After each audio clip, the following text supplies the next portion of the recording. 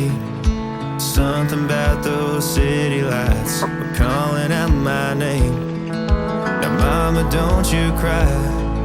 You know there'll come a day where I come visit you at home. And if I never stay, the same old worn out welcome sign, the population getting by, crossing that county line brings back the good old days.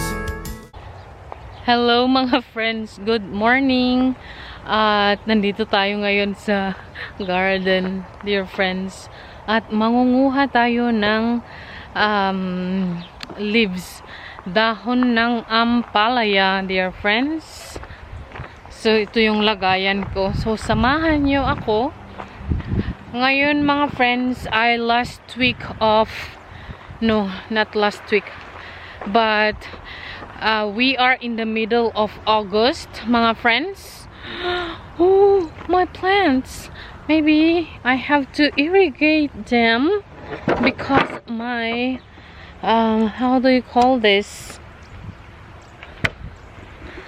dear friends, my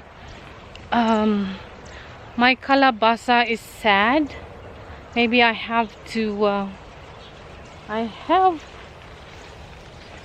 have to irrigate them, maybe. I don't know. These calabasas, they are not giving me anything, dear friends. They are not either they don't have fruit, so I don't know why. So may ano tayo mga friends, may hinog tayo na kamatis. Let's harvest. Pero may butas-butas siya. Bakit kaya? There's another one here too. It has end rot. At ito yung ampalaya natin mga friends. Kahapon pala pumunta sila at bumili sila ng dahon ng ampalaya. Pero marami pa, so kuha tayo mga friends. And also I have these chilies. Siguro kukuha din ako at isigang. Bumili din sila, isigang no. Ipaksiw natin kasi super sarap. Tapos kunin natin yung dalawa nating talong at yun din ang ipaksiw natin. So I am cooking mga friends ng munggo. So kunin natin itong mga ito. Ayan.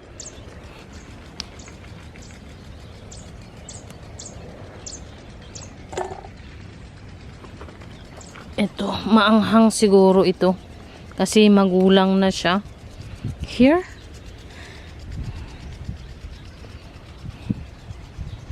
Forever.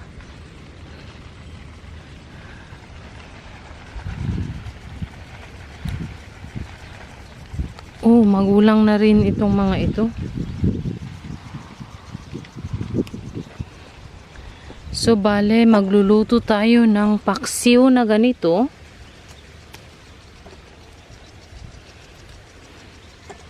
Na sili with talong.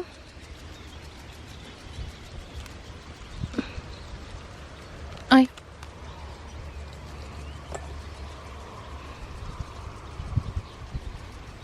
Ito yung sili na nakuha natin mga friends. And we are going to harvest also itong dalawa nating talong. May isang talong dito kasi nung nakaraan hinarvest ko din kasi nagluto ako ng pakbet. But we are going to harvest this. I like yung young mga friends kasi very tender. And we have another one here. So ito na mga friends yung itinanim ko dito sa paso ng Nom. Ayan, malaki na yung talong at saka namunga na rin siya. So let's harvest this para isahog natin sa paksiw. Ayan, dalawa. Meron din isa dito. I'm not sure kung kukunin ko ito or hindi. Kasi napakaliit pa niya. So mga friends, ito na yung raised bed kung saan ko itinanim itong talong at saka mga sili natin. Nung ewan ko kung kailan yun. I don't remember. Dito ako nagtanim para nga to make sure na may ma-harvest tayong mga talong. Ayan, malalaki na sila mga friends. Yan na ang update. And then, dahil sa kadidilig ko mga friends, itong asparagus ko, lumalaki na rin sila. Ayan. Ito yung isa na natitira na malaki. Tapos, yung dalawang maliit, nandoon yung isa. Tapos, nandito din yung isa mga friends. Here. Yes, ayan. Sana nga lalabas sila. Kasi nakailang beses na rin akong naka-harvest nito, mga friends. Kasi ayan, may bunga ulit siya. May ano ulit yung ano natin. So, nakailang harvest na ako dito, mga friends. Kaso nga lang, pa isa-isa lang kasi. So, ayan. Bukas mahaba na ito, mga friends. So, ayan.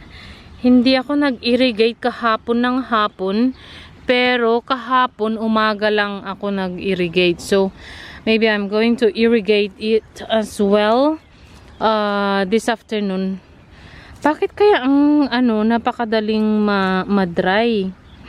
Ano kaya ito? Oh, I killed tinanggal ko yung ano mga friends. Yung kaki. Loquat. Hindi ko alam, akala ko ano siya. Weed. So, ayan mga friends, I'm so happy. Ayan na mga friends. So, ito na yung pangsigang natin. And, pangsigang, bakit ako sigang ng sigang? Paksiw. So, ngayon naman, ang kukunin natin ay dahon ng ampalaya. Kasi mga friends, nagluluto ako ng munggo. So, let's see. Let's harvest. Let's harvest. I'm still taking more of sili kasi I love this one mga friends. Maanghang siya pero hindi gaano maanghang, as in masarap yung kick niya mga friends. So ayan. Now let's harvest naman itong ampalaya natin. Okay. So, ganito lang mga friends. Kinukuha ko lang yung mga dahon niya. Ayan. Ipakita ko na lang sa inyo mga friends yung ma-harvest natin. Okay?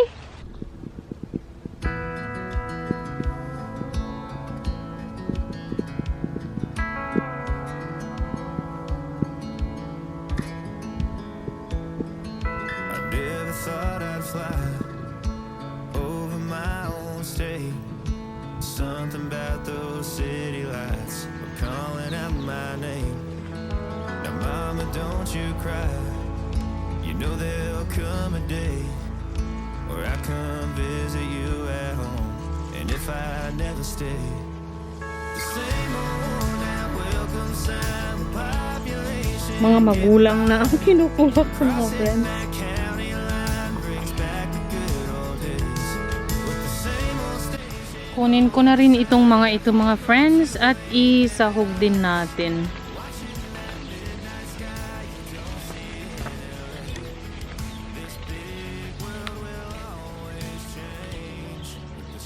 Padron ito mga friends.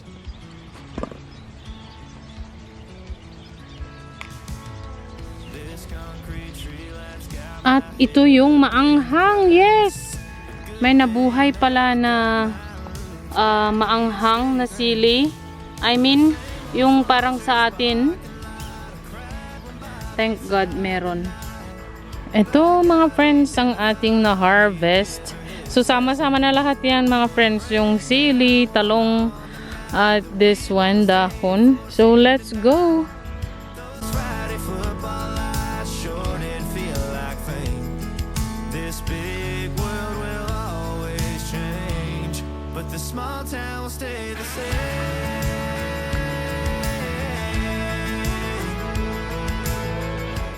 Mga friends, hinarvest ko din pala yung bulaklak ng calendula kasi I'm going to make salves mga friends. Kaya ayan. Mga friends, yung munggo ko as in na parang na-overcook na siya. Kasi nga iniwan ko while I was harvesting this.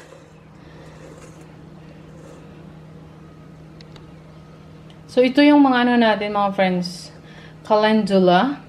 And I'm going to show you the rest of it. Tapos yung ano natin, dahon ng ampalaya. And the rest also. So, I'm going to show you kung saan yung ibang calendula natin na dinadry ko. And my husband. Starting a little bit. Yeah. And here. So, itong mga medyo dry na sila. So, hindi kasi ako nag-harvest ng calendula for maybe 3 days. I didn't harvest my calendulas. So, we have quite a lot this time.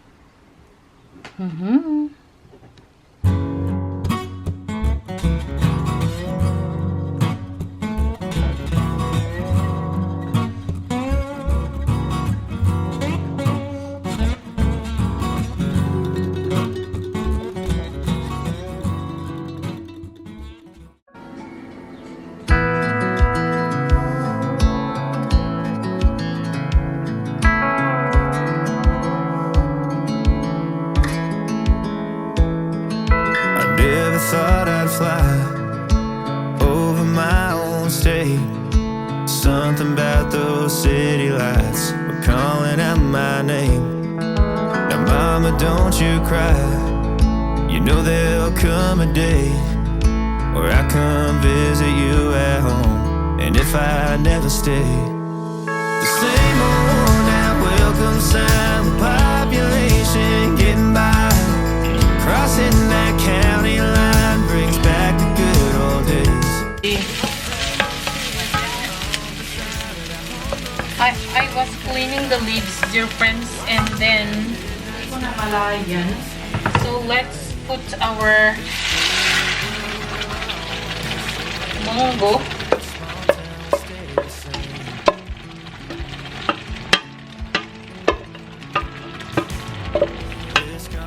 Sayang ba kasi na overcook.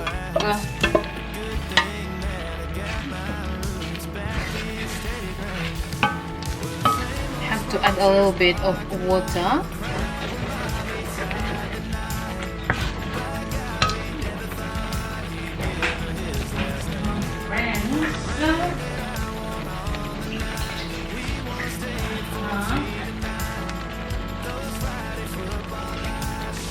Let's add a little bit of water. And then, ano na mga friends?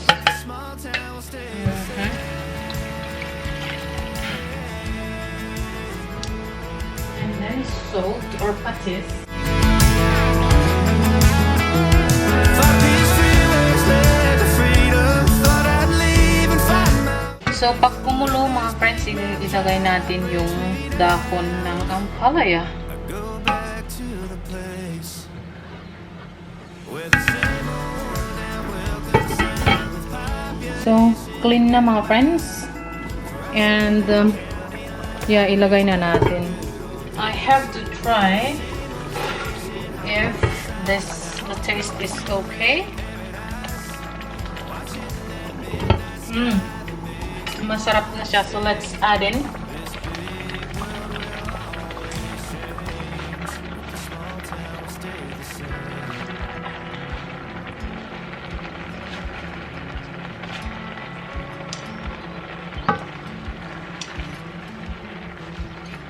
So, hindi na ako naglagay ng kahit na ano mga friends. Basta ganyan lang siya.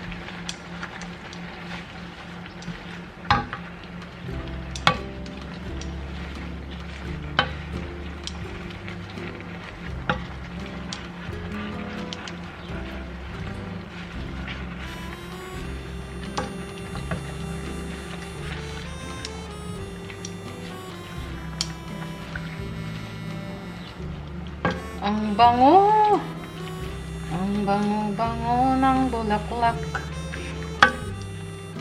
Ayan. So, we're going to turn it off para hindi malanta mga friends. Kasi, pag ma-overcook siya, hindi masarap. Let's turn it off. Tapos, mainit pa kasi itong kawali natin. So, ayun. Let's cover it and turn it off. And now, mga friends, ang i-ready naman natin ay ang ating paksiw na sili at saka talong. So, in here, mga friends, ilagay in an empty pot, lagay natin yung mga ingredients like garlic, ginger, onion, garlic. Dapat itong garlic hindi ganito. Dapat buo siya. Ayan, mga friends. And then, we have to wash these ones. And then, ilagay din natin dito. So, that's what we are going to do. Sili. Daming sili. Yummy! Mapaparami na naman tayo ng kain, mga friends. I'm going to put this ones, friends, in the dishwasher. Katatapos lang kasi yung dishwasher natin na it's still very hot. Let it cool and then we can keep the plates and glasses and everything. And then once I unloaded my dishwasher, and then I will put all these ones into the dishwasher again. So, ayan mga friends. So, ito yung ginamit natin kanina. Gulay. So, ayan. Nice! Oh, wow!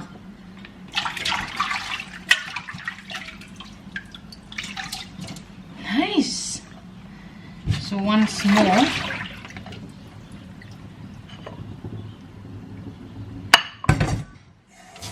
So, once more.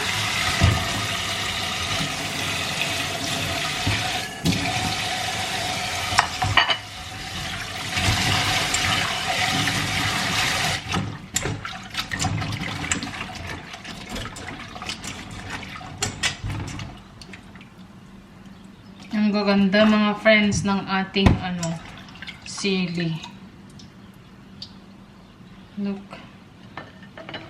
I love this sili, dear friends. So, I have to plant a lot next year.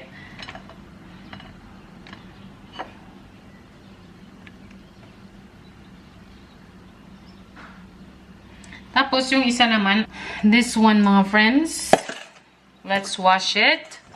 I think I have to add, should I add tomato? No, there's no tomato in there, just that one.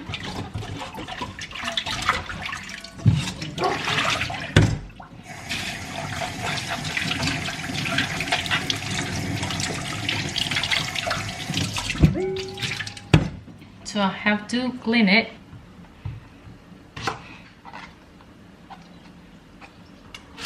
And cut into half.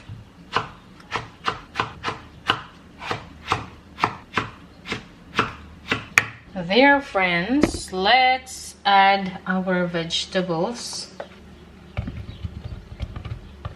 And then, as in, friends, na ang bango at saka ang sarap. Hooray! And let's add water. And also, let's put my homemade vinegar.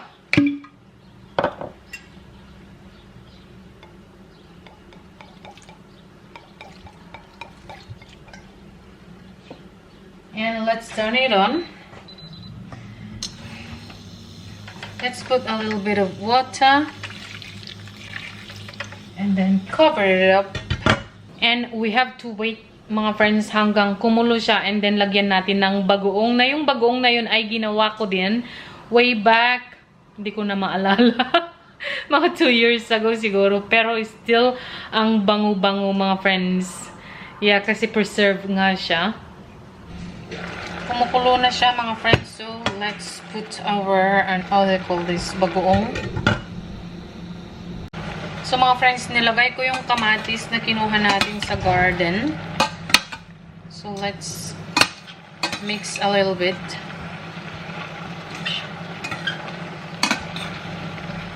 And I also forgot we have to add olive oil.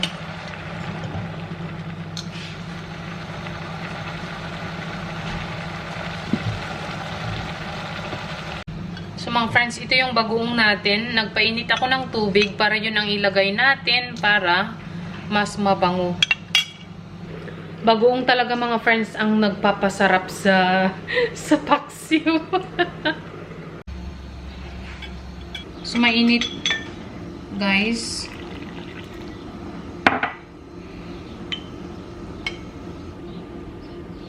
Ganito kasing ginagawa ng nanay ko noon mga friends.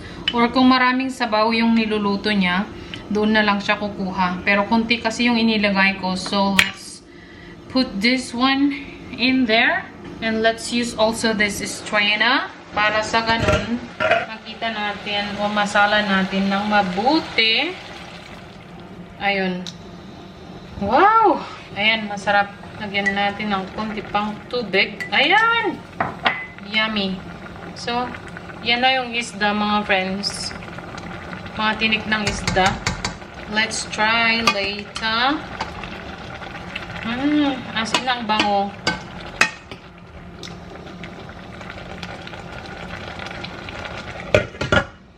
So mga friends, hinango ko na ang ating paksiw na sili na may talong.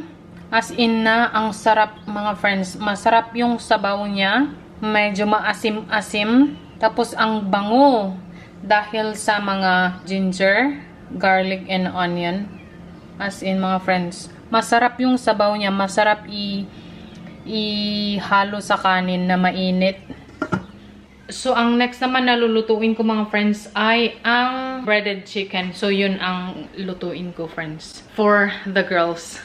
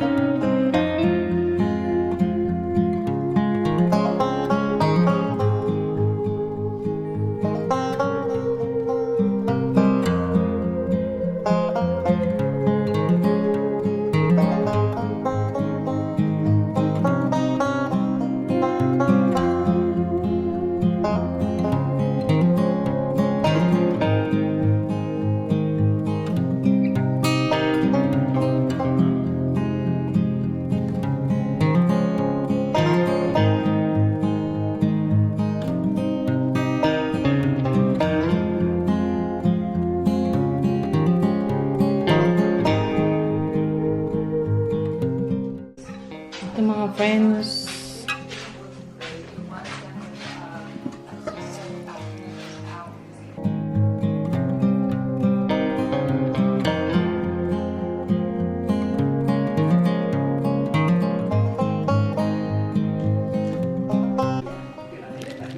Dessert mga friends, mais con leche. Mais na may gulaman, tapos ice. And then, evaporated milk. Kain tayo!